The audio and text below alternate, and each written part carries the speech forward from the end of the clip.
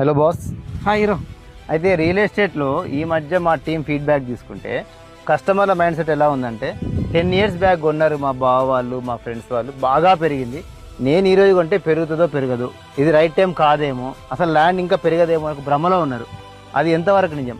So ఖచ్చితంగా అది falls understanding. Real ఎస్టేట్లో ఎప్పుడు ఆపర్చునిటీ ఉంటుంది. మీరు అబ్జర్వ్ చేస్తే ఇన్నర్ రింగ్ రోడ్ నుంచి అవుటర్ రింగ్ రోడ్ వరకు ఆల్మోస్ట్ సేమ్ ప్రైస్ ఉంటుంది.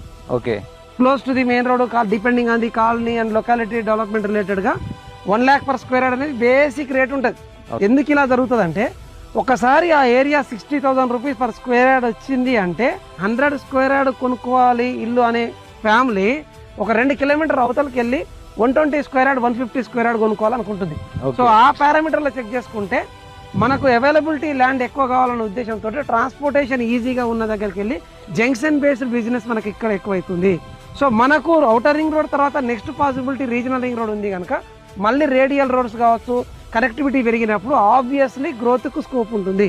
మీరు ఎక్కడైనా చూడండి, ఎంటైర్ మన ఏపీ తెలంగాణలో చెక్ చేసుకుంటే మీరు రెసిడెన్షియల్ దగ్గరికి వెళ్ళి ఇండ్ల మధ్యలో మీకు ప్లాట్ కావాలంటే కనీసం 10,000కు తక్కువ ఎక్కడైనా దొరుకుతుందా?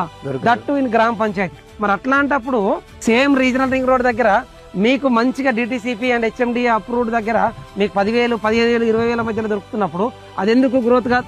మా ఉద్దేశం, మా సిద్ధాంతం అంతా కూడా ఇన్వెస్టర్స్కి లాభం రావాలనే ఉద్దేశంతో చెప్తున్నాం కనుక please do invest in regional ring road and have a bright future for your life and good luck.